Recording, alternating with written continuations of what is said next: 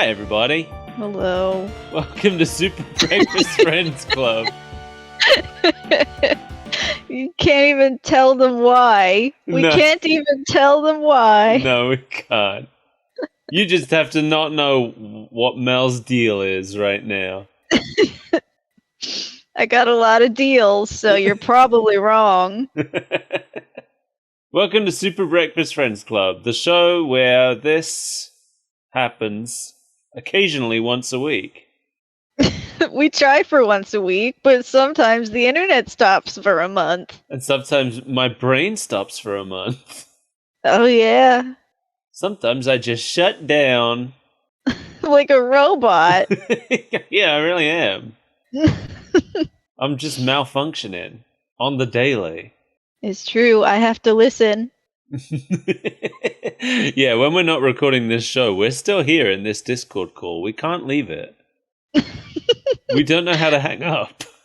We listen to each other sleep. Mike listens to me talk to my plushies. We're very invasive presences in each other's lives. Speaking of invasive presences in our lives, let's listen to the opening theme song for this week's show.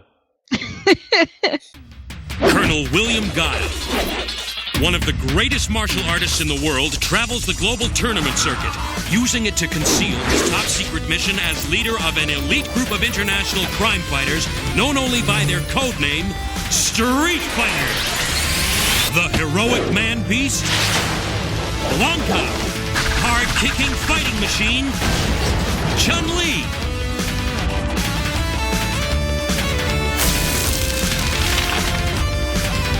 The team of the most amazing warriors ever seen have joined forces with Guile to combat the criminal empire of Shadaloo and its superhuman leader, Bison. They have their own code of honor, discipline, justice, commitment, and together they will triumph against the forces of evil.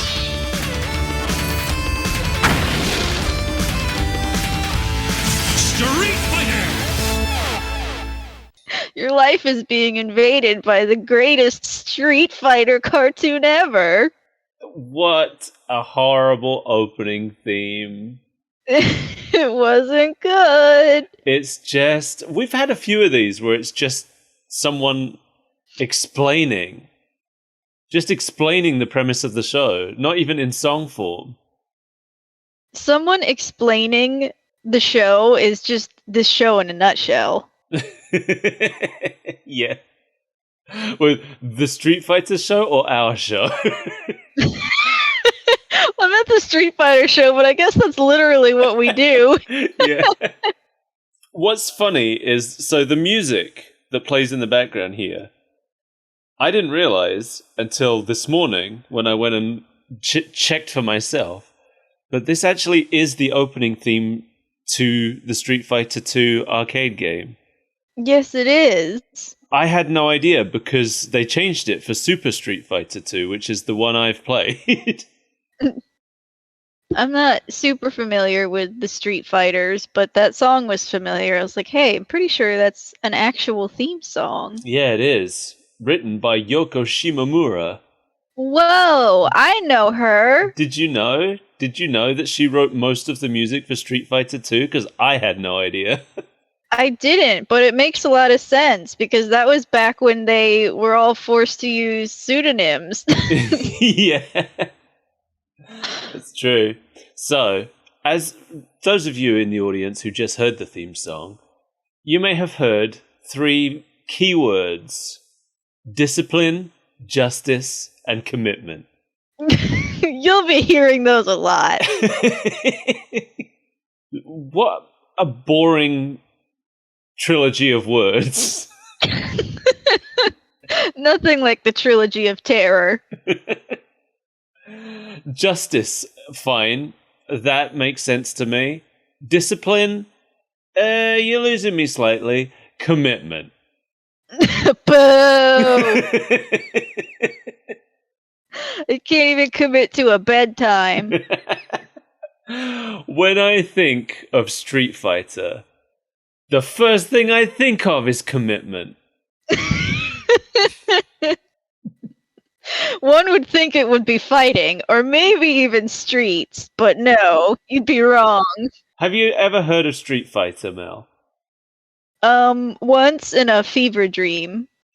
It's real, Really? and you should be afraid. Oh no! Papa, lock the doors. They're coming. Street Fighter, the first one, was released in 1987. It was made by Capcom, and it was released in arcades. I didn't know a whole lot about it, but now I do. I've learned things. As is our job. So, Takashi Nishiyama created a game called Kung Fu Master, which is considered the very first beat-em-up game.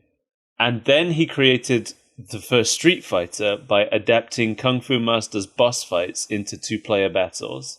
Ooh. And that's a pretty neat idea. Yeah, it's just bosses fighting bosses. Yeah, but now the player's doing it. Now I'm the boss. Apparently Street Fighter was the first fighting game to feature combos that lead to special moves. Oh, so it's their fault I don't like fighting games. Yeah, they basically set that standard. I mean, that's what makes fighting games fun, and that's just why I'm also very bad at them. No, I don't know. I like my fighting games to actually be platformers that pretend to be fighting games. You just like Super Smash Brothers. I like Sonic Battle. Sonic Battle! What else? There's got to be others. There has to be another fighting game I like. No, the thing is, I like all the fighting games. It's just I can't play any of the others. Because they're too much like fighting games. I can only play the platform fighters. The only way I've ever won at Street Fighter is by button mashing, and I feel bad about that. Yeah, that's not real skill. No. But it works. It does sometimes. I have a friend who's very, very into fighters, and he's very disappointed in the notion of button mashing. But I'm like, listen, that's what you're going to get. Yeah, I mean, I don't really play them against other people. But when I was getting through, when I first got the 3DS, all I had was Street Fighter 4. And I was trying to get through all the stories because I wanted to see everybody's endings. And the only way I could do it was by button mashing. Yeah, that's me with Skullgirls. Yeah. They're so cute, and I want to know what happens, but I'm so bad at the video game. So after he made Street Fighter, the first one, Nishiyama left Capcom, like right after making the first Street Fighter. And then he moved to SNK, where he created the Fatal Fury series. And he worked on King of Fighters and Art of Fighting and Metal Slug. And then he left to form Dimps, who I'm very familiar with because they made a hell of a lot of Sonic games. It's always Sonic the Hedgehog with you. It is. It's going to come up once an episode. Anyone listening should be used to it by now. So his studio made all the Sonic Advance games, including Sonic Battle, come to think of it. The Sonic Rush games and everything. And then they made Sonic 4, which was not good. No. And then they lost all my respect. But that song still gets stuck in my head all the time. What is it, Splash Hill? I don't know. I think it's Splash Hill. Did the levels even have names? Yeah. Who cares? They did. But I don't remember them. Clearly you remember one of them. If I was right. So, before the first Street Fighter, there were other fighting games, but they pretty much all gave the players two identical characters to play as, because it was like American wrestling, you know? Mm-hmm. It was basically just, here's your two characters, now fight each other, they are the same. Street Fighter set itself apart because Hiroshi Matsumoto, who also went with Nishiyama to SNK and Dimps afterwards, he wanted to create different characters with different martial arts fighting styles to choose from. So every character was based on a different martial arts style. Mm-hmm. I think Ken and Ryu are the same. Basically, yeah. Capcom used the game as an excuse to try to push some more expensive specialized hardware. So to punch and kick, you had to actually punch these big rubber pads that were pressure sensitive. No. Yeah. The attack strength and speed was determined by how hard you hit the button. But I'm a tiny little whiff of a person. I'm not a real Street Fighter. This version of the game did not do very well. I can't imagine why. Apparently- You come out of the arcade with bloody fists. Yeah. Bloody Fists would be a good name for a fighting game. Let's do it. Yeah, they only sold about 1,000 cabinets, which is not many. No. But then later on, they made an alternate version, which had the 6-button layout, which is pretty standard for fighting games now. And that version did a lot better. But still not great. Street Fighter 2 came out in the arcade in 1991, and is the game that this show mostly draws from. It's one of the most influential fighting games of all time, and one of the best-selling games of its generation. So what happened was, after the success of Final Fight, Capcom decided to revive Street Fighter, give it a second chance, because the way they saw it, it was a good game that just kind of hadn't been lucky. Mm-hmm.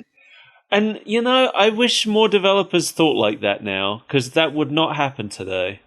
No, it would be considered a failure and the company would be forced to go bankrupt. Well, no, because, like, Capcom are doing well on other things, but they would... I just feel like if it was a smaller... Oh, Siren going by. I heard that. Like, say, these days, if Nintendo made, say a fighting game about characters that had, like, I don't know, springs for arms, and it didn't do very well, they would never make another one. I forgot that was a thing. The character designs were just weird. What, in arms? Yeah. Yeah. I only ever played it once, because I don't own it. I played it at a friend's house. Mm-hmm. Yeah, the thing is, when your gimmick is that everybody has springs for arms, and you want everybody's arm springs to be unique in some way, you really gotta think outside the box. Yeah. And I think they had some good ones. Snake arms, noodle arms. I would be Noodle Arms in real life. You are noodle arms in real life. And that's true. Anyway, Street Fighter 2 is... stylistically, I would say almost unrecognizable from the first one. There's only 3 returning characters. Ken, Ryu, and Sagat are the only ones that came back for Street Fighter 2. Although I think all the others have eventually returned to the series, but, you know. Yeah, you can't get rid of them. But who are they? I don't know any of them. You don't know any of the other Streets Fighter? Not from the first game. Who is in the first game? Ken, Ryu, Sagat, and like 6 others. Okay, you're right. I don't know any of these jabronis. No, right? Who are they? It's like all of the characters I'm thinking of are Street Fighter 2. Yeah, that's what I'm saying. Every Street Fighter character that we know of originates from the second game. Chun-Li, Bison, Blanca, Cammy, Guile. Vega, Yeah, Vega. Dulcim. Yep. E-Honda. Yeah, those are the Street Fighters. They're all Street Fighter 2 characters. The only ones... Oh. The only famous Street Fighter characters that come from the first game are Ken and Ryu, really. Because even Sagat, like... I barely know that guy. Yeah. I mix He's him a up with Zangief. Zangief. Yeah, that's the thing. Zangief's the one I know.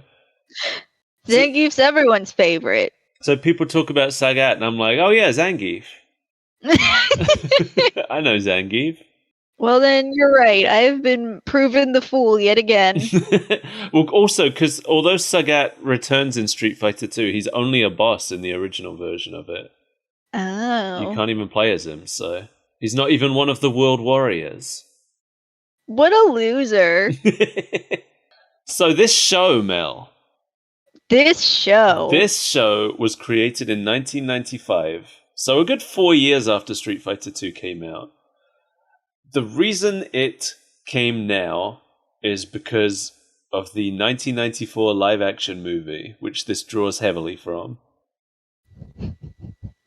How many seasons would you guess that this show got? Less than 1. It got 2! 2! Yet again, I've been made the fool! It's got 2 whole seasons. 26 episodes. Jeez. It was made by Graz Entertainment. We've covered a show made by Graz Entertainment before. Who? And I think if you had a little think about what this show is like, you might be able to guess what show was made by the same people. We've watched so many shows that none of the titles are coming to mind, but I'm sure it's super obvious. It's Darkstalkers. Darkstalkers! Robots in disguise. Yeah, that makes sense. Yeah, doesn't it feel like Darkstalkers? It does, but I might be a little out of line saying this. It's worse. It's worse because it's more grounded. I don't think that's it. You don't? I think it's worse because they spend the entire episode expositioning at you. I think Darkstalkers did that for the first one. I don't know. You know, it's been a while, and we've watched 2 Darkstalkers now, so... And the second one wasn't that full of exposition. It was just nonsense. But I definitely found Darkstalkers more interesting to watch because it's wacky vampires, and then Merlin shows up and screams at you for a while. Yeah, those are some of my favorite things. And this is just guys, just an army man. Yeah. And some California surfers in the jungle. So this episode is called The Adventure Begins, which is extremely imaginative. And it aired October 21st, 1995. It was written by 3 people, if you can believe it. I don't want to believe it. It was written by Michael Edens, Julia Lewald, and Eric Lewald. You know, I hadn't taken in until just now that they both have the same last name. I wonder, what could that mean? They're either a brother and sister or a married couple. Or cousins. Either way, there's something afoot. Or it's a coincidence. No. No one has that last name. But all 3 of them also worked on the RoboCop cartoon, the 90s X-Men show, and various Disney cartoons of the time. I know they all had Chip and Dale Rescue Rangers in their credits. So we open with a rainy, derelict place. We're really not told anything about what this place is. There's people sitting around drinking coffee in the rain.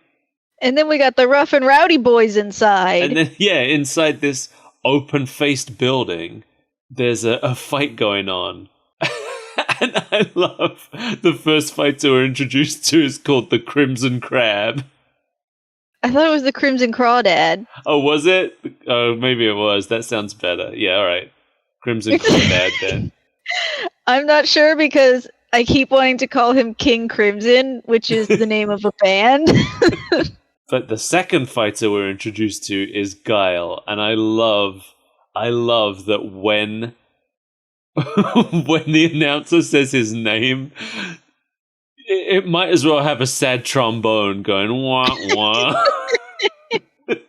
Colonel William Guile. Well, he's playing the heel, which they don't tell us until after the scene is over. Yeah, everyone hates him and thinks he's a coward. Everyone's throwing things at him. Yeah, somebody actually tries to hit him with a chair that isn't King Crimson, whatever his name is. A Street Fighter branded chair, by the way. That was so weird. Yeah. Why is it branded after their secret organization?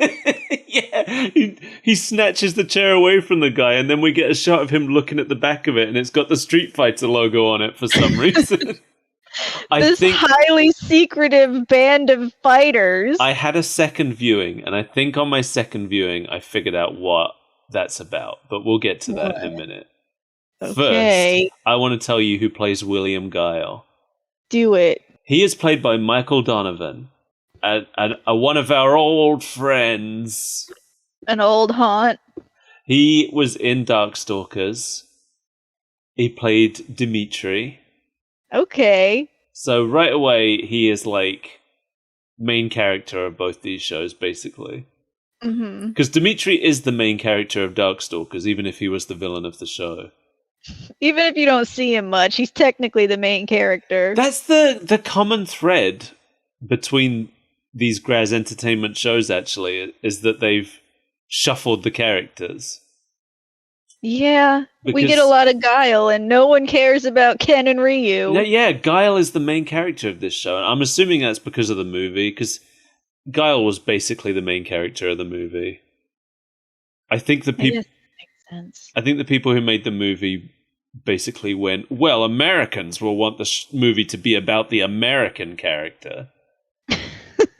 Even though I feel like in the games, Guile is like kind of a comic relief side character, really, but I've never thought of him as a main one.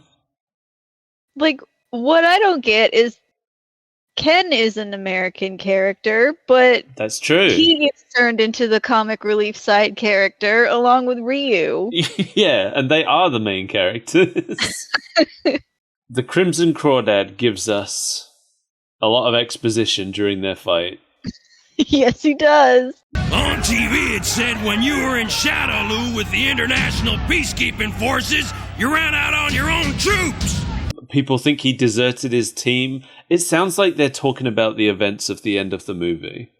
And for some reason, people think that Guile deserted his team and ran away or something. I was extremely confused by this scene because I couldn't tell if this was his character since he's playing the heel or if this is actually what happened. And why would these people know that if it's his secret fighting organization? I think that's what the government has told people happened. Okay. For whatever reason. We are given no real explanation of it. And yeah. Just like we're given no real explanation for why both of these men use powers. Yeah. We are told that he is like giving the act that he was a deserter or whatever. Mm-hmm. That it's not real, that it's an act he's putting up. But also, he's not doing it very well because he straight up tells these people that it's not true. Don't believe everything you hear. But it's all just part of the act. Yeah, anyway, he beats up the Crimson Cobra. I kept wanting to call it King Cobra too. Then he goes off to a secret meeting in a wooden wall with a code button. I love that there was a door handle and right next to it there's a hidden keypad. I was like, what if it was just a hidden door handle? you have to use that to open the door. That would have been way better. What I think the chair was about, I think that chair was the signal for him to go to this meeting. Him? Yeah. Maybe. It's the only thing I can think of. I guess. But then that relies on a member of the audience trying to assault Guile. Well, maybe that member of the audience was a messenger. Maybe he was in on it. I don't know. Anyway, he goes to meet the secret boss of the Street Fighters. This just happens. There's like no explanation. I was so confused because this character is not from the games. He's not from the movie. He's unique for this, but he is in no way introduced. No, we don't get his name. His name is Escher. I had to look it up. But yeah, he's not a real Street Fighter character, but he's apparently Guile's boss. He's played by John Payne, who played Jameson in Spider-Man Unlimited, and he played Watson in Sherlock Holmes in the 22nd Century. Ooh. And he tells Guile that this time he's going to be going up against the virus in the ring. Guile goes, I hate colds. Yeah. Oh, this writing.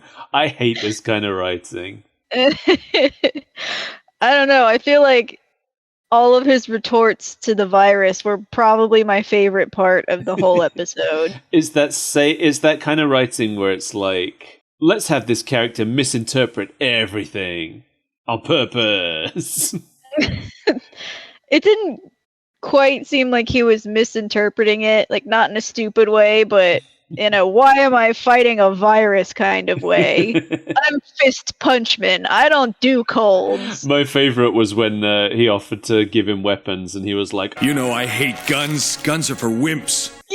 And he crushes the card in his hand. yeah. Guns are for sissies.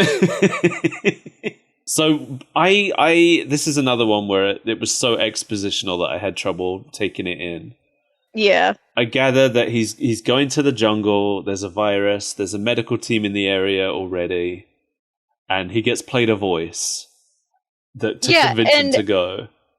Escher tells us that Guile will have some personal investment in it, but we're not told why. He just plays this woman's voice. Yeah, I guess we're supposed to assume that the only reason that he could be invested in a woman's voice is because he wants to put his penis in it. In that sultry voice. He's a man. That's what man does. It's true. He put penis in voice. Men only care about punch thing and put penis in voice. It was the 90s. It was a simpler time. So he's told he's got access to the computer system or whatever. He's told that he can hook up with some other street fighters in the area for help. And Chun-Li is nearby. And then there's two freelancers. Ken and Ryu. And his reaction to him, I know I told you about this years ago when I found this show and watched this episode. Just like the idea that Ken and Ryu, two of the best street fighters in the world in the game, in this show, they are like Scooby and Shaggy. Mm-hmm. And he sees them on the screen and he's like, Not them. Good luck, Colonel. With Ken and Ryu? Thanks. I'm gonna need it. wah, wah. It's so bizarre because they look identical to how they do in the games. They still have their gi. They look the same. It's like, what? Why are you telling me that these men are incompetent bumblers? I know these men. It's especially strange for Ryu, who we know as this disciplined, amazing fighter. Right. He's done some of that good martial arts training. Yeah. Like, I could believe it a little bit more with Ken, but even then, because Ken is rich, that's his backstory, right? He's a rich guy. Mm-hmm. So the fact that they've taken that and they've extrapolated it into Ken only wants money. He just wants to get money. Ken is Wario and Ryu is Waluigi. Oh my god, that's too accurate. So meanwhile in the jungle, Ken and Ryu are looking for a temple full of treasure to Wario out. Ken is played by Scott McNeil, who was also in Darkstalkers. He played both Rikuo and Lord Raptor. And he also played Dr. Wily in the Mega Man show we watched. Dr. Wawi? Dr. Wily. Cool. That was a real loud car. It sure was. I heard it. Ken has the, Michelangelo Ninja Turtles voice. The, stereotypical California stoner surfer voice. Well, lucky for you, I've got a photographic memory. Mm-hmm. And it's quite jarring. Yeah. It's quite strange to be coming from him. Ryu just has a normal boy voice, but it's just dumb things coming out of his mouth. Yeah, Ryu is played by Tong Long, who I looked into his past roles, and it's a lot of small ones. This seems to be his biggest, leading role. This was his big break? Yeah. It's nice that they got a real Asian actor to play Ryu. He's not Japanese, but he is Asian. It's closer than just a white dude. Yeah. So they're arguing because Ryu wants to... I'm not sure what Ryu wants to do, but he doesn't want to go and get the treasure. Yeah, what is his deal? He's just out there buddying with him, but he's still trying to be disciplined while being not disciplined. I think the problem was that they've been searching for ages for the temple, and they haven't found it. And Ryu wants to give up, but Ken doesn't. And Ryu is now stranded in the middle of a jungle. Yeah. And then he gets knocked down by a wild boar into the mud. I have a lot of things to say about this part. I think I know what one of those things is. One of those things is the only thing I could think that he's referencing. When he gets knocked over, he says something about getting slimed by Arnold the pig. Yep. Oh, man! I've been slimed by Arnold the pig! And the only thing I could think that could be is a reference to Green Acres, a sitcom that came out in the 60s. Yep, that's what I came up with as well. And I was like, oh no, is that what our show is like when we're these two old millennials talking about shows that came out 30 years ago? This is the thing, and we've encountered this before, where these writers are putting in references to things that they think are universal. Mm-hmm. Because they're things that came out when they were young. But really, it's just showing their age, and it's just bizarre to hear these characters. I looked it up. Green Acres had been cancelled for 24 years when this show came out. Yes, it had. It is an old show, and I only know about it because my bosses talked about it. I had never heard of it before. Well, there you go. You got some knowledge from work that came in useful. None of that job-related stuff. I only know that this is a reference to Green Acres because I googled Arnold the Pig trying to figure it out. Yeah, it's bizarre. It's a very dated reference. But the other thing I have to say about this pig in particular is I had to watch this episode twice to even realize that that pig was the vector for disease that got Ryu infected, because the only, spoiler alert for the end of the episode, the only thing that we see about Ryu even acting a little bit sick is he coughs immediately after getting up after the pig hits him. I didn't realize the pig's what got him sick. Yeah, the pig's like foaming at the mouth, and then later Bison says that some boars and monkeys are the ones that had the virus. I never noticed that pig was foaming at the mouth. And later on, That's why Ryu's foaming at the mouth. Yeah. Right. Well, good job. I had no idea. I just thought... It's not done well. No, I just thought they wanted to make a Green Acres reference, so they put a pig in. Well, they did two things at once. But yeah, so Ryu gives Ken one more day to find the temple, and then he coughs. One day, sundown, temple or no temple. Dun dun dun. They bump into Guile at the supply store, and he regretfully asks them to come with him. I'm gonna regret this. Chun-Li is getting mugged at a dock, so that we can see that she can look after herself. I love that we didn't have to see any of the other characters fight off any attackers. It's just the woman who needs to prove herself. Excuse me, we saw Guile fight King Cobra. He wasn't fighting off an attacker in a dark alley, though. He was participating in a fighting contest. Well, he still used energy beams and won. Okay, but that scene didn't exist to show us that he is worth our time. Chun-Li, this is very clearly Chun-Li, being beset by lecherous men so that she can show us that women can take care of themselves too. Which we would have been able to tell if they didn't hide her delicious, juicy thighs under those red leggings.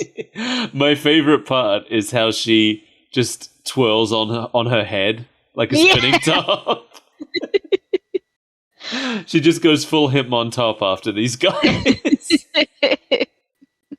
Chun-Li is played by Donna Yamamoto, who has also, similar to Tong Lung, it's a lot of roles, but not many named characters. She played an oncologist in Deadpool. Whoa!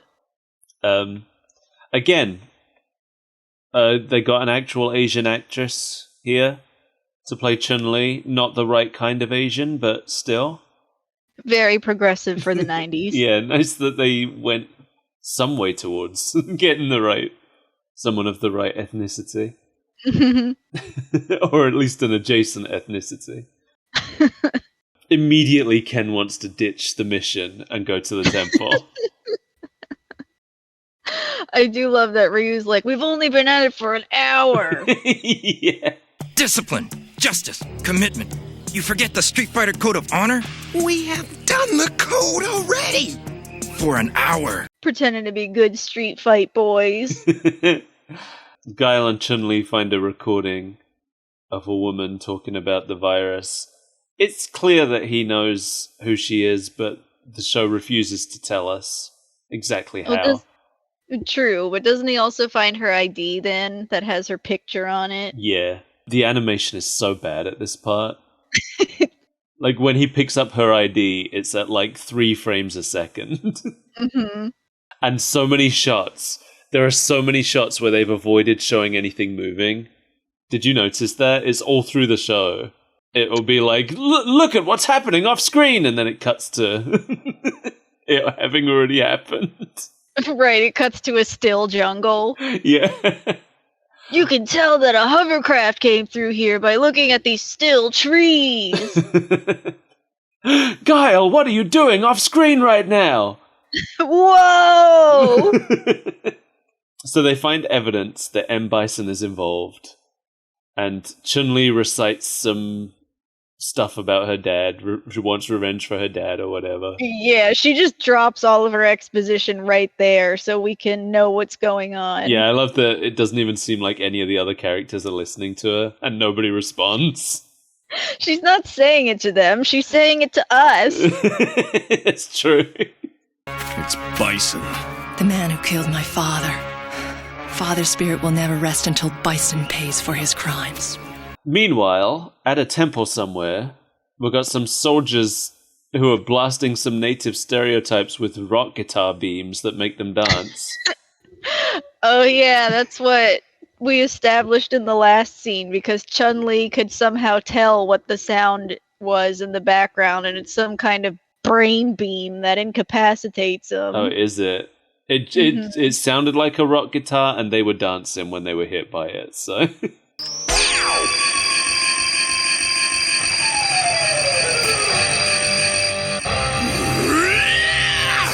That was them in excruciating pain. It was a dance. I dance when I'm in pain. Meanwhile, Blanca's watching angrily from inside a cage somewhere.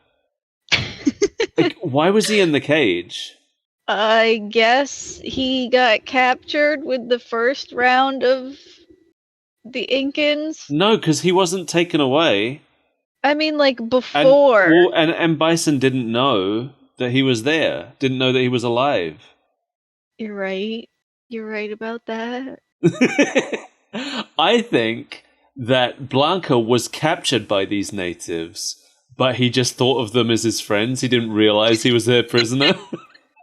I finally found peace trapped inside this tiny cage. That's the only explanation I can think of. Maybe he's like a dog and he just feels more comfortable inside of his cage. As his space. Yeah. He's got food and water in there. Yeah, that's his safe space. He's got a blanket in there. It smells like him, so he feels comfortable. He's got a bone. He's got a chew toy. Yeah, he's got a teddy bear. He's been crate trained. we've got Bison addressing the scientists. Bison is played by Richard Newman, who was also in Darkstalkers. He played both Pyron and Merlin. Whoa, Merlin! Like, half the cast of this are just Darkstalkers actors again, getting a second paycheck. They're just making the same show, but they've reskinned everyone. Yeah. And then we've got Cindy, the lead scientist and Guile's ex-girlfriend? We'll go with that. She is played by Kathleen Barr, who I mostly knew as the voice of Dot from Reboot. She also apparently played Wheezy in Dragon Tales and Trixie Lulamoon in My Little Pony. Cool. And Mama Robotnik. Wonderful. We have to, at some point, watch a Mama Robotnik episode. Yeah, we do. They're great. And a Mama Luigi. Oh yeah, that too. I am so confused about Bison's motivation. Thank you. He seems to be supposed to be an evil dude. He seems to be trying to help them, right? Yeah, he's trying to speed up the quest for the cure. He's going about it in a questionable way, but it seems like his entire motivation is that he wants to cure the virus. Right. There's nothing else that could be. And like he says himself, it's mostly just infecting animals right now. So like what is I don't understand. Yeah.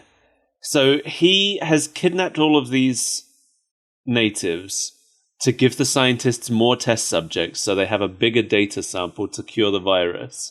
Cindy says that it's unethical to infect all of these people with the virus, so he gives her 12 more hours to cure it herself before he infects them. He has a ball full of infection and it just looks like bugs. Yeah.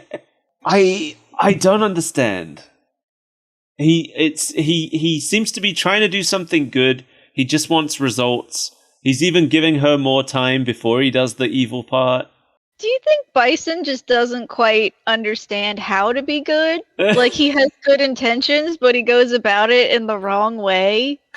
Maybe. I was so convinced. Like, I was like, okay, so he wants the virus to make a bioweapon. But no, he wants a cure. He wants a cure for the virus. Right, because he's not just taking the virus and running. No, he's got the virus. He's got the bioweapon. Now he wants it cured. Figure out how to fix it. I don't like this virus. It made one of my friends very sick, and I don't like that. I mean, he doesn't even stick around to get the cure. He just leaves. Well, he doesn't leave until later when he tries to helicopter away. He's just floating around somewhere. Oh, yeah. Elsewhere in the jungle, Blanca shows up and attacks Guile. Guile fights him off, and then calls him Jungle Boy, and then realizes it's him. He seemed to imply that this change into the Hulk is new and something that Bison has done fairly recently. No, it's not, because they're referring to the events of the movie, and he's already Blanca in the movie. Well, then I got nothing for you. Because what the movie did is, so Guile has his old friend Charlie, who was in some way killed by Bison. I can't remember. And what the movie did is combined Charlie and Blanca into one character. So where in the games Blanca is just a jungle man, in the movie they made it that Blanca was Charlie who had been like mutated into this green hulking form. Okay. And they're here referring to the events of the movie. Okay. So this is taking the movie's rewritten plot where Blanca used to be Guile's friend Charlie. I was very confused because I thought that Blanca was just a jungle man. He is normally, yeah. But it's weird because this show kind of combines the stories of the game and the stories of the movie in a way that kind of just takes the worst of each. Blanca is again played by Scott McNeil, who's playing Ken. I really didn't understand how antagonistic Blanca was with Guile. Yeah, I don't know why he would assume that Guile was behind the kidnap of an entire race of people, essentially. No, even once he realizes that it was Bison, he's like, I'll fight with you, Guile. This one time until my brothers are safe. I know you're working with Bison. Meanwhile, Bison is distracting Guile's doctor girlfriend from doing the thing that he wants her to do. Nothing really happened in this scene. Yeah. It's just kind of wasting our time until the Street Fighters show up. Yeah. Guile and Chun-Li realize that Ken and Ryu have gone to the temple on their own. And Chun-Li wonders why Guile invited them. And Guile gives a speech about how Ken and Ryu could be the best if they just weren't so damn awesome. Because they could be the best if they quit flaking off for a minute and concentrate. Discipline, justice, commitment. Ken thinks it just means less time to party. But also he thought that Chun-Li liked them. I don't think that's true. I think he secretly likes them, but he doesn't want anyone to know it. I think he does too, because Chun-Li wasn't even in the party when he said yes to them. That's true. She was still at the docks. Yeah. She was still beating up men. Living the dream. Spinning on her head like a top. In the temple, Ryu is trying to talk Ken out of stealing things. And he really is just Wario, isn't he? He's already rich. Yeah. He just wants to steal all the treasures. Yeah, it's a pile of gold and gold artifacts. And he just wants to stuff his pockets with them. Hang on. Let me look up how Ken got rich in the games. Maybe he did Wario his wealth. Wario his wealth. We should write an inspirational book called Wario Your Wealth. I would have more respect for a billionaire who Wario'd their wealth. They shook a bunch of barrels to get their money. Wario is basically Indiana Jones, but for greed instead of history. But also really, really gross for no reason. Well, yeah. Like Ryu, he believes in honor, hard work, endurance, and discipline. It doesn't. Ken is a member of a family as rich as the Rockefeller family. Okay, so it's just. Oh, here we go. Born and raised in Japan, Ken lived a normal life with his Japanese father and a half Japanese American mother. When he was in junior high school, Ken started dyeing his hair blonde and became a delinquent. Wow, I thought he was naturally blonde. I thought he was full-blooded American. Yeah, I did too. I guess he's only half American. Or a third American. Yeah, he's 1/3 American. Parents were on the verge of divorce until Ken started misbehaving, which resulted in his parents settling down. Ken, however, kept his hair blonde as a warning to his parents so they'll never forget the events. You better watch it, Mom and Dad. And he points to his head. Those blondes, they're all delinquents. I forgot to write down what it was, but they've changed Ryu's backstory in some way for this show as well, because Ryu doesn't have a last name in the games. Mm-hmm. Ken is Ken Masters, but Ryu's last name is unknown. I think he's an orphan. I think nobody knows where he came from. But they've actually given him a last name for this show. I've forgotten what it was, though. It's something Japanese. Yeah. So Ryu collapses in the temple. And that's the last we'll see of him for a while. Yeah, he's got the COVID. Yes. Wow. Prescient. This is where I really started to get into the show. What? This is where it became really funny to me. So down at the camp, Guile and Chun-Li are sneaking in from the back of the camp. And Guile gets seen by a bad guy, and he leaps like 10 feet in the air and does a giant spinning, flying kick and then just lands in front of the soldier, knocks the gun out of his hand, and tells him guns are bad, and then lets him run for help. Okay, I did love that part. It was so and then he's just like, oops. He was so insulted by the fact that this man had a gun. Yeah, he was like, I could knock this man out, or I could give him a speech on guns and then let him run for help. But it's the way, like, once he's like, he tells him guns are bad, and then the guy's just like, no! And runs away. Stop!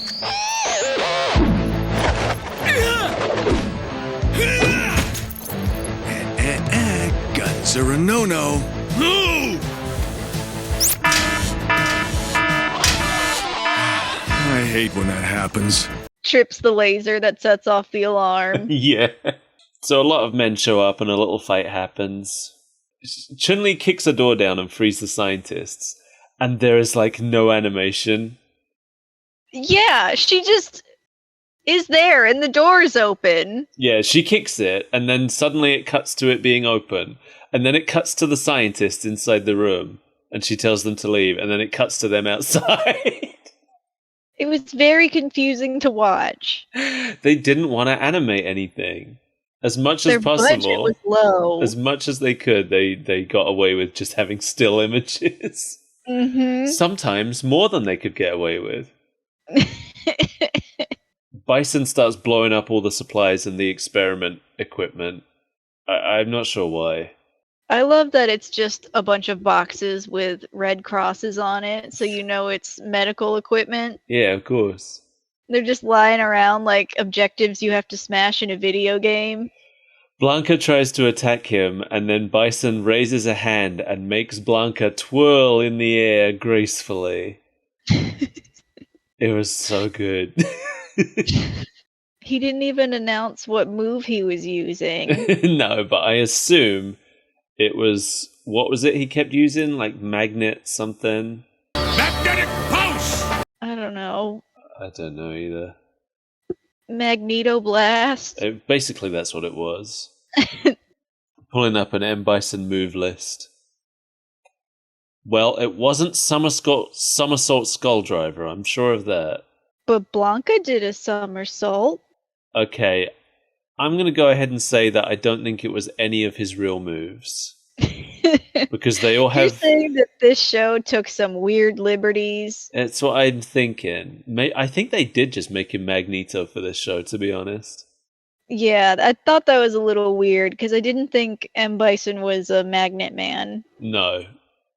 But I forget the name of the move he was using, but it definitely had the word magnet in it. And none of his Street Fighter V moves have magnet in the name, at least.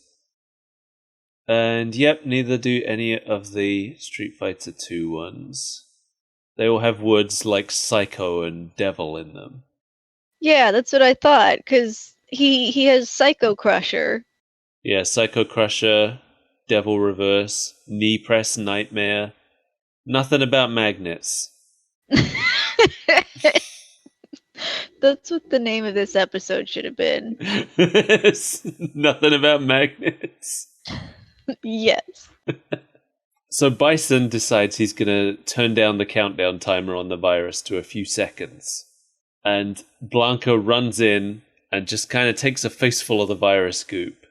And he runs in and he like leaps up onto the ball of virus goop and just hugs it as it explodes in his face. Mm-hmm.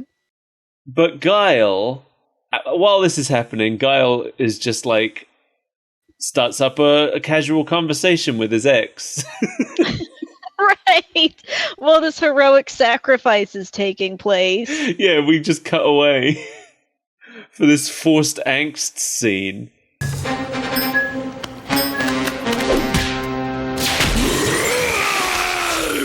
No! Cindy? Cindy, are you all right? William? Why are you here? Because she's like, oh, I've missed you so much, baby. Oh, can you tell me what's happening? Oh, I can't tell you anything, baby. Meanwhile, Blanca's dying. Fully turns his back on her when she starts asking for information. But since the court-martial, I feel like I don't know you anymore. Why are you here? I can't tell you. I want to, but I can't. We used to trust each other, William. I used to think I meant something to you. It's too secret and important and cool. Yeah, and it's like, he can't even tell her that much. He can't even tell her it's classified or whatever. He's just like, I can't tell you anything. And clearly something's going on if he's in the middle of the jungle fighting a virus. Yeah, but they tried so hard to make that the source of romantic tension. Mm-hmm. And she's like, why can't you tell me? Is it because of your feelings for me? I can't tell you if it's because of my feelings for you or not. So dumb. So forced. I want to see that as a soap opera. So Blanca is sick. And now it's time for my favorite... No, this is my second favorite shot in the episode. Which is that? Which is that when Guile is told that Blanca is sick, he suddenly raises his fist to the air. Oh, yes! And screams Bison's name as flames erupt in the background behind him. I don't know if I can help him. Bison! Oh, it was so good. Where did the flames come from? The medical supplies burning. But they only showed up when he yelled Bison. Bison! Oh, it was so good. But it's still not my favorite. We haven't got to my favorite shot yet. Uh-oh. So now Bison is running to a helicopter when Guile suddenly drops from heaven in his path. But Bison escapes anyway in the helicopter. And then this is my favorite part. The scientist X screams, William, no! At something that Guile is doing off screen. Falling to his death. And then it just cuts to him casually hanging from the helicopter, and he looks like he's waiting to get served at a deli or something. He's bored by the whole thing. That's the expression he has. It's like he's thinking about what he's going to do with his lunch meats when he gets home. It's so funny. It's the best thing in the whole show. And then he just falls off. He gets magnet blasted off. Oh, yeah. It's very pointless. I was expecting the magnet blast to at least do something to the helicopter, considering it's a big force of energy knocking a big muscly man off of it, but no, Bison just flies away. Yeah, and that's the last we see of him. He's not even mentioned again after this, I don't think. They've moved on. Just like, well, he got away. What else can we do? Guile falls from the helicopter and lands on some kind of tank that Ken is driving. We've never seen it before, and we never see it in full. It's red. It has some kind of wacky paint job. Is it one of the hovercrafts or something? Maybe. It was moving like a hovercraft. Because we're told about some hovercrafts, and we sort of see them. I don't understand how they were using that in a dense jungle, but that's beyond the point. But I just love... He falls from this helicopter that M. Bison is escaping in. He lands on this tank, and then just strikes up a casual conversation with Ken as though there was no climactic finale happening seconds ago. There wasn't, because Ryu is dying. Oh, yeah. So they take Ryu back to Cindy. So I get it. She's wiping the foam from his face, right? Mm-hmm. But it really looked like she was pushing it back into his mouth. We're not going to have any of that. It's like, I don't know if I can save him. He's lost too much foam. We need 50 cc's of foam, stat! Cindy has really just kind of given up on all of these sick people. There's nothing I can do. They're gonna die. Yeah. What do I look like, a doctor? She's just like, well, all I can do for Ryu is make him comfortable, And then someone comes over and is like, it's Blanca. And she's like, well, time to say goodbye to him. Right. Dr. Davila, come quickly. It's Blanca. Probably time to say our goodbyes. I'm sorry, William. He's gone. Go get your last words. They go over there, and he's just sitting up saying that he's thirsty. And Guile says, Should he be thirsty? He shouldn't be alive. like she's mad about it. My virus is supposed to kill. What do you mean? I couldn't cure this, and now this man is still alive? It's making me look like a fool. But it turns out, once again, M. Bison is the hero. Because whatever it was that he did to create Blanca also created the cure for the virus. Within Blanca. Blanca is the cure for the virus. So can they still be mad at Bison for doing that to him when he's the only reason that Ryu survived? Yes. Okay. No, because he's a giant electric boogaloo man now. Why would you ever be mad? Yeah, right? So things are fine now. Like, all of a sudden, everything's fine. It's very jarring. Like, there's triumphant music playing. Guile gives Blanca a speech about joining the Street Fighters. The Street Fighters need you, friend. I need you. We work in secret. No glory, but no interference. Discipline, justice, commitment. We make a difference. Think about it. And then he stares uncomfortably at his ex as she boards a helicopter. Well, because Chun-Li tells him that he's asking Blanca to give up the only thing that gives him peace. And she's like, you would never understand making a sacrifice like that. And he's like, maybe I would. Millhouse. And it's implied that him giving up his relationship is the same as being turned into a horrible mutant that's angry all the time. Yeah. She turns and sees him staring at her, and she stares back. So he turns his back fully on her so that it's clear that he's not trying to get back together with her.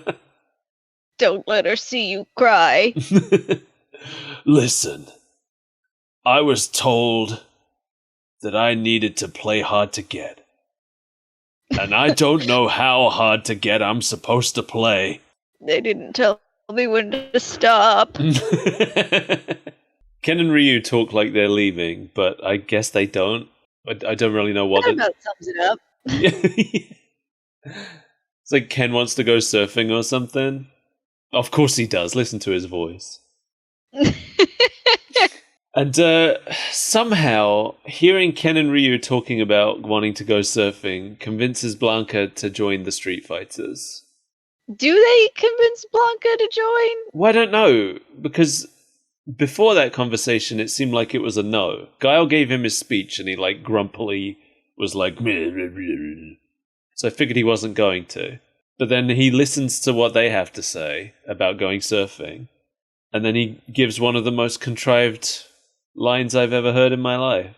For 10 years, I got into nothing but trouble hanging around with you. Any sane person would stay 1,000 miles away. Count me in. And his face becomes like I was so unsettled by his smile at the end. I don't know about you. No, I mostly got distracted by that one scene with Bison where his teeth were flesh-colored. What? I didn't notice. Or he just had really big fleshy lips. I couldn't tell. Something was wrong with his mouth. Forgot to put in my teeth-colored teeth this time. Do I have lipstick on my teeth?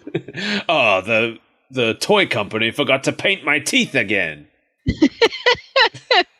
He turns around and they're on the back of his head. Well, that's the end, Mel. We did it! We've completed Street Fighter. We duked it out in the streets and we came out victorious. Guile in the streets, Ken in the sheets. What does that even mean? I don't know, but I liked it. Bro, you want to go surfing? Yeah. I do want that. Now is the part of the show where we talk about the legacy of this show. Was there such a thing? A very small one, yeah. So What was it? when Street Fighter V came out, they had an official website with a section called the Shadaloo Combat Research Institute, which was just a big database of profiles of different Street Fighter characters. And they all had new Street Fighter V styled artwork. And some really obscure characters were in there. Like background characters who showed up in cutscenes in old Street Fighter games and stuff like that were in there. Uh-huh. On the website, there is a piece of artwork showing Cindy from this show. Ooh. She didn't ever get a profile, but I guess she does exist in the game lore now. That's unfortunate. There is at least Street Fighter V styled artwork. So that's interesting. I doubt that she's still going to have the same romantic connection that she does with Guile in this show, because Guile has always been married in the game.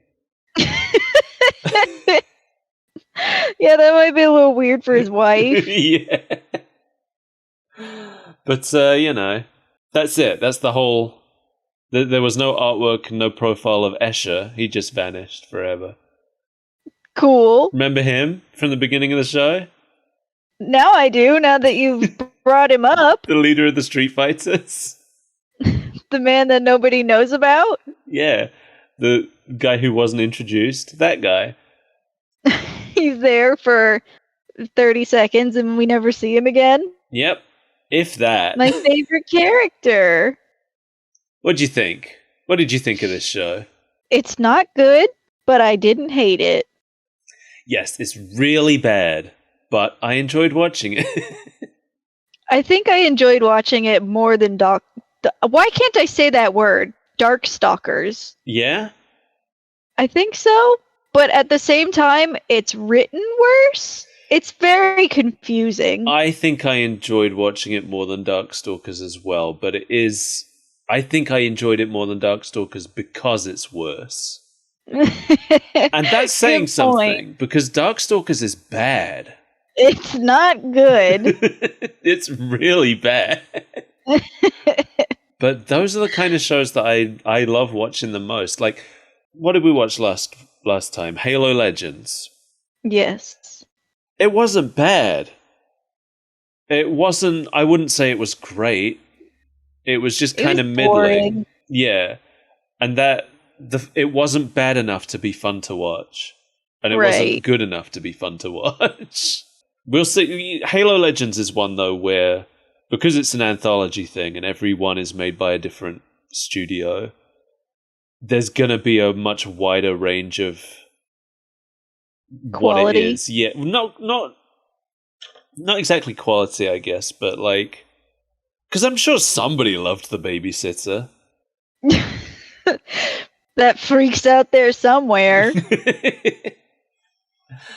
But like, I'm sure we'll probably come back to Halo Legends and watch another one, and it will be really good, or even worse. And either one of those options, we'll enjoy it more. That's true. It's not straddling that line of mediocrity. Exactly. And that's the thing. And this was so far beyond the line of mediocrity that I had a good time. You're right. It's because it's worse that it's better than Darkstalkers. But yeah, it's really bad. The pacing is really disjointed. There's a lot of things just kind of happening with no regard for the things that are happening around them. It's like emotionally all over the place. The best example of that... the entire show is explained to us. Yeah, it sure is. The best example of the like incongruity of all of this is the part where Guile takes a break to brood over his ex while Blanca is currently sacrificing his life. Well, he's infected with a deadly disease. I feel like maybe it's a symptom of the fact that 3 people wrote this.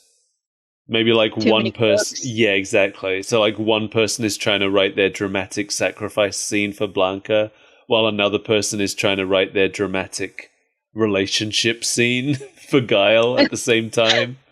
And the third person's just writing a buddy comedy between Ken and Ryu. Yeah. Oh, maybe that's what it is. Maybe it was like one writer doing the Blanca stuff, one doing the Guile stuff, and one doing the Ken and Ryu stuff. Because Chun-Li, she's there. She sure is. But she doesn't have a plot in this episode. She does things, but it's kind of because everyone else is too busy to do them. Yeah, she's functional in this plot. She's like a chainsaw or an oven. She has no agency, but she does the job. She tells us that she wants to get revenge for her father. Everyone ignores her, and then she doesn't bring it up again. Well, I guess it's not that big of a deal. I'll go save the people. Yeah, she tries to slip in. It's like they're LARPing, and she tries to slip in her backstory, but then she realizes everybody else has their own things that are more in the forefront. So she's like, "All right, I'll save that for next session." It's not even that everybody else's things are more in the forefront. It's just that they're talking over her. Girl, that's exactly what it is. It's that she's the woman, and all these men are just talking over her. That's 100% what it is. I mean, the Wario subplot gets more screen time than her. The Wario subplot. What else? Also, yeah, the lack of clarity around what M. Bison is doing. Because he's saving the world. Yeah, we are told over and over again that he's the villain, but we are not shown that. He seems to be the only one doing something about the virus. Yeah, he's trying to speed things along. He thinks that the scientists aren't working quick enough. It seems like his real crime was having poor ethics about how he was going about it. Mm-hmm. His crime was imposing a time limit on the study. A deadly time limit. And you know what? That's fair. I kind of feel like deadlines should be more flexible. Maybe that's the real... maybe deadlines are the real villain here. I don't think so. I think people like us need deadlines in order to function, because otherwise the deadline is indefinite and the work does not get done. That's true.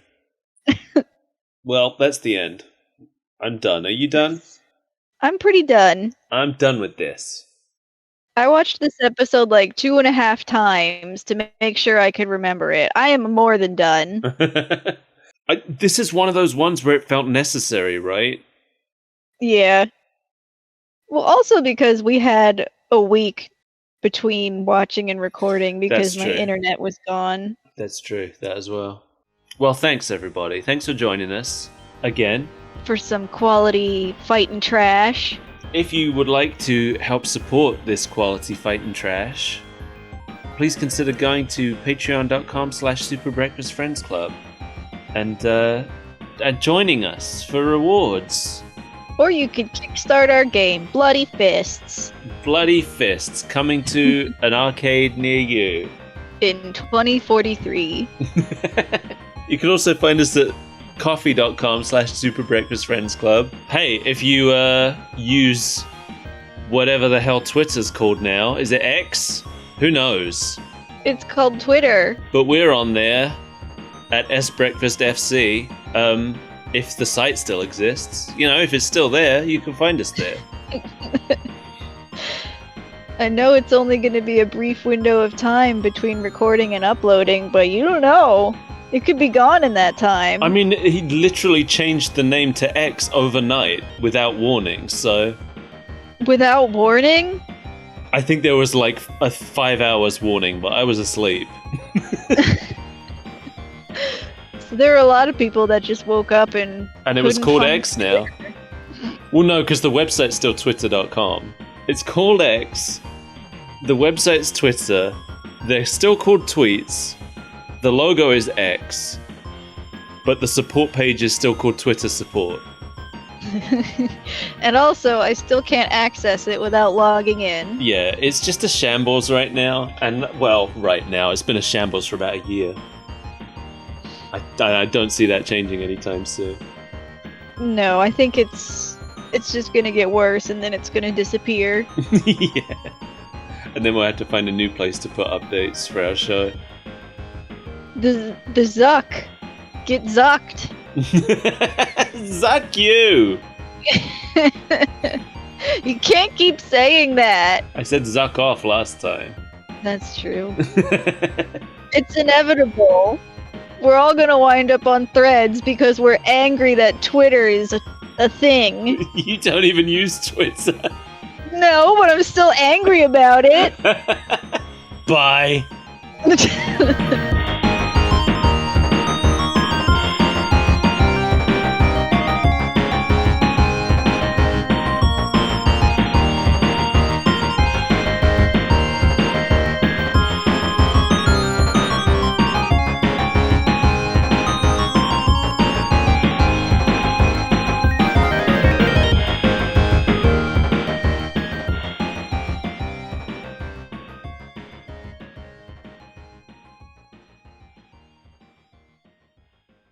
I did think about getting a Threads just to not have a Twitter, but I was like, why would I get a social media app when I don't use any social media apps?